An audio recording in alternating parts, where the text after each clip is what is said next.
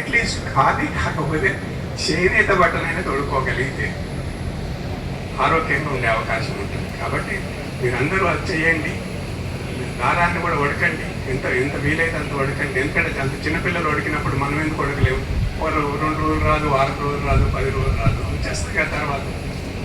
కాబట్టి చాలా మంచిది, శరీరానికి, ఆరోగ్యానికి, దేశానికి అన్నిటికీ మంచిది. కాబట్టి మీరు దారం వడుకోవడము, లేకపోతే మొత్తం అట్లీస్ట్ ఇప్పుడంతా మనం అందరం ఇప్పుడు ప్లాస్టిక్ గురించి మాట్లాడుతున్నాం కానీ సింథటిక్ బట్టల గురించి మాట్లాడతలేము. ఎందుకంటే మీరందరూ మనం ఇక్కడ ఉన్న వాళ్ళలో 95% మంది తొడుక్కున్న బట్టలన్నీ సింథటికే. వాటి అన్నిటికీ బేస్ క్రూడ్ ఆయిలే. సో ఇలాంటిది ప్లాస్టిక్ ఎంతనో ఈ సింథటిక్ బట్టలు కూడా అంతే అనారోగ్యం. సో ఇది కూడా భూమిలో అంత ఈజీగా ఏం కలవదు. కానీ మనం అందరం అది మెరుస్తుంది, ఇస్త్రీ అవసరం లేదు, అది లేదు, ఇది లేదు అనేసి అది కొనుక్కుంటున్నాం, వాడుతున్నాం. కానీ మనం దాని నుంచి అసలు దాని గురించి కూడా తెలుసుకునే ప్రయత్నం కూడా చేస్తలేము.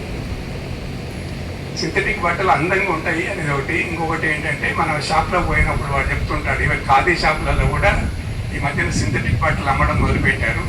అక్కడ కూడా ఏం చెప్తారంటే, ఇక్కడ దీనికి ఇస్త్రీ అవసరం లేదు సార్, ఇది కొత్తగా వచ్చింది, దీనికి కొత్త రకం అంటాడు. ఖాదీ కాదు, కానీ ఖాదీ షాపులు అమ్ముతాడు వాడు. సో ఇవన్నిటినీ మనం అంటే ఏంటంటే మనకు మోసం చేయడం కూడా చాలా సహజంగా చేసేస్తున్నాం, అందరూ మోసం కూడా పోతున్నాం. కాబట్టి మీరు ఏంటంటే మనం తొడుక్కునే వస్త్రాలను కనుక కనీసం కాటన్ ఖాదీ చేయగలిగితే మంచిది. అట్లీస్ట్ కనీసం కాటన్ చేయగలిగితే మనం వాతావరణాన్ని రక్షించుకోవాలి. దాని గురించి అందరూ ఆలోచన, ఎందుకంటే అది ఎన్నో టన్నుల బట్టలు వాడేస్తున్నాం. అందరు ఇంతమంది బట్టలు కెమికల్ కలర్స్, దాంతోపాటు సింథటిక్ బట్టలు వేసినాక మనం ఒక ప్లాస్టిక్ కవర్ గురించి మాట్లాడుతున్నాం. కానీ ఈ బట్టలు ఏంటి, ఒక్కొక్కరికి ఈ రోజుల్లో పూర్వం అయితే 2 జతలు 4 జతలు ఉండేది, ఒక్కొక్కరికి అలా వచ్చి 20 జతలు 30 జతల బట్టలు వేసుకుంటున్నారు. అన్ని జతల బట్టలు ఎందుకు కొనుక్కుంటున్నారంటే అది మనం అనుకుంటున్నాం ఏంటంటే మన డబ్బులు పెట్టి మనం కొనుక్కుంటున్నాం అని అనుకుంటున్నాం. కానీ మన ప్రకృతి నుంచి తీసుకుంటున్నాం కదా, ఆ ప్రకృతి వరకు మనం ఏం చేయలేదే. అందువరకు ఏంటంటే మనం ఏదైనా వస్తువులను ప్రకృతి నుంచి తీసుకున్నప్పుడు అవసరమైనంతనే వాడాలి. నా డబ్బులు పెట్టి చేసుకుంటున్నాం అంటే కరెక్ట్ కాదు. ఎంత అవసరమో అంత వాడితేనే మంచిది. కాబట్టి అవసరమైన జతల బట్టలే ఉంచుకోవాలి, కాటన్ బట్టలే వాడాలి. అప్పుడు తప్పకుండా ఆరోగ్యంగా ఉంటుంది, డాక్టర్ల దగ్గరికి పోవాల్సిన అవసరం ఉంటుంది. కానీ ఎంతమంది పాటిస్తారో అనేది ఆలోచించవలసి ఉంది. సో మీరు ఆ విధంగా పాటిస్తారని ఆశిస్తూ ముగిస్తుంది.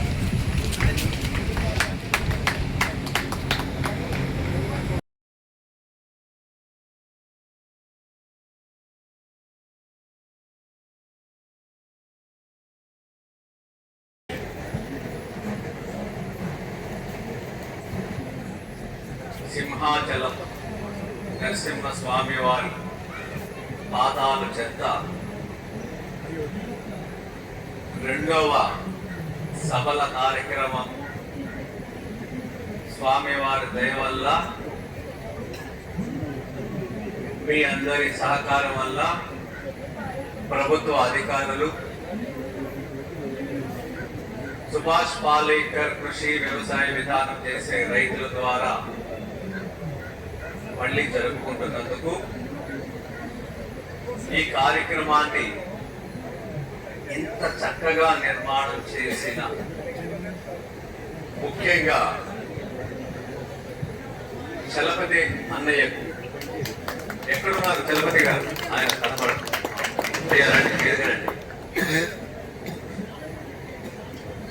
ఈ సభల కార్యక్రమాన్ని ఇంతగా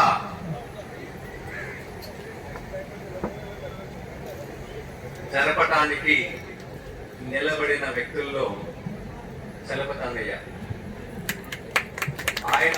ఆయన కుటుంబం మొత్తం శ్రమ చేసి జరిగింది. అలాగే సత్యనారాయణ గారు తులసి న్యాచురల్ వేపకుంట దగ్గర ఆయన మాస్టారు, వ్యవసాయము, పాడి పంటలు అన్నీ ఉన్నాయి. అలాగే రత్నం గారు, వంశీప్రియ గారు ఎక్కడో చిత్తూరు నుంచి దంపతులు వచ్చి ఇక్కడ పనిచేశారు. అలాగే ఝాన్సీ లక్ష్మీబాయి గారు, ఆవిడ అమెరికా నుంచి వచ్చి ఇక్కడ వ్యవసాయం చేస్తుంది తెలంగాణలో. ఇలా శ్రీనాథ్ గారు, ఆయన మాస్టర్ విజయనగరం, దార్లపూడి రవి గారు, వీళ్ళందరూ పందిరి గుంచ పాతిన ప్రతి ఒక్కరికి, ఇంత అలంకరణ చేసిన మీ అందరికీ, చిన్న పిల్లలతో ఇక్కడ కూచిపూడి నాట్యం చేసిన ప్రతి పిల్లలకి, వాళ్ళ తల్లిదండ్రులకి, మీ అందరికీ ఈ సభల అసలు ఏంటి సభల, దీనికి పేరు పెట్టిన ఆయన మా చిన్న తమ్ముడు సురేంద్ర. మరి ఏదో ఒక పేరు పెట్టకపోతే ఇంత నానుడి జనంలోకి వెళ్ళాలింది. సురేంద్ర ఒకసారి రాబాయి.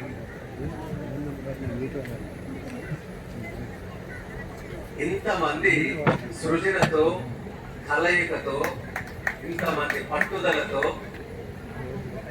ఈ నిర్మాణం ఎంత పవిత్రంగా జరిగింది. ఇందాక వర్మ గారు అంటున్నారు, రాంబాబు అంటున్నారు, ఏదైనా ఫంక్షన్ హాల్కి వెళ్తే మొహం చూపించి వచ్చేస్తారు. మరి ఇంత చక్కగా సాయంత్రం వరకు ఎలా కూర్చోగలుగుతున్నారు? అలాగే ఏదైతే ఒక ఉత్తమ ప్రాక్టీస్ ఫాలో అవ్వాలో అవన్నీ కూడా అంతరించిపోతున్నాయి. సో నాకు భాస్కర్ గారు అలాగే వారి టీం మెంబర్స్ అందరూ వచ్చి నన్ను ఇన్వైట్ చేయడం జరిగింది. ఇలాగా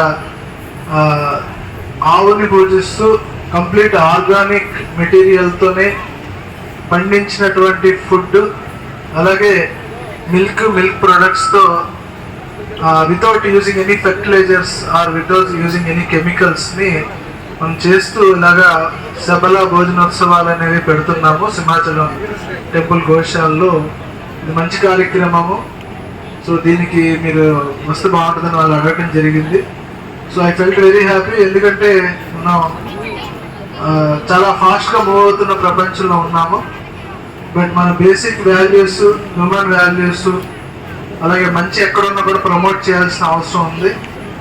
సో ఖచ్చితంగా ఈ కార్యక్రమానికి వస్తామని చెప్పడం జరిగింది. సో వారి కోరిక మేరకు ఇక్కడికి వచ్చాము.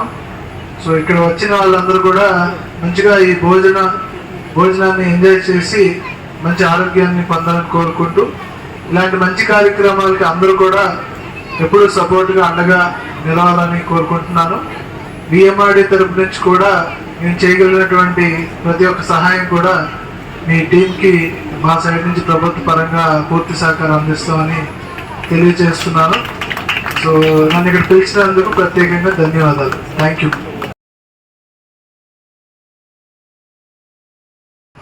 ఏ సంవత్సరం ఇది? 2026 లేకపోతే 1026?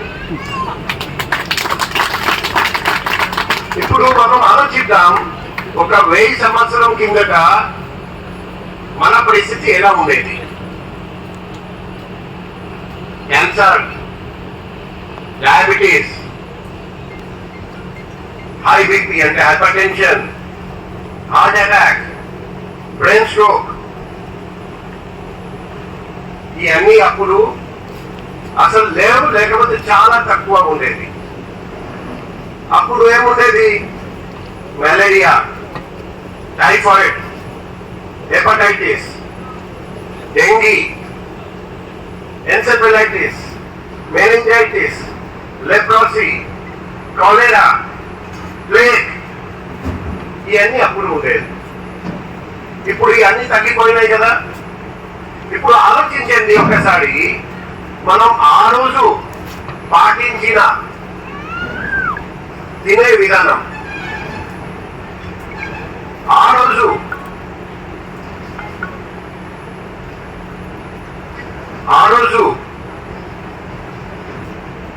కలుషం, మన ప్రకృతిలో ఉన్న కలుషం, ఎటువంటి కలుషం ఉండేది? ఆ పరిస్థితి మనం తీసుకురాగలిగితే, అదే పరిస్థితి మనం ఈరోజు సృష్టించగలిగితే, అంటే ఆ రోజు ఎలా భోజనం తినేవాళ్ళు అలాంటి భోజనం మనం కూడా తింటాం. ఆ రోజు ఎలా టైం స్పెండ్ చేసేవాళ్ళు ఆ విధంగా మనం టైం స్పెండ్ చేయడం, అంతే ఎక్కువ ఎక్సర్సైజ్ చేస్తూ, ఎక్కువ యాక్టివిటీ చేస్తూ, ఫిజికల్ యాక్టివిటీ చేస్తూ ఆ రోజు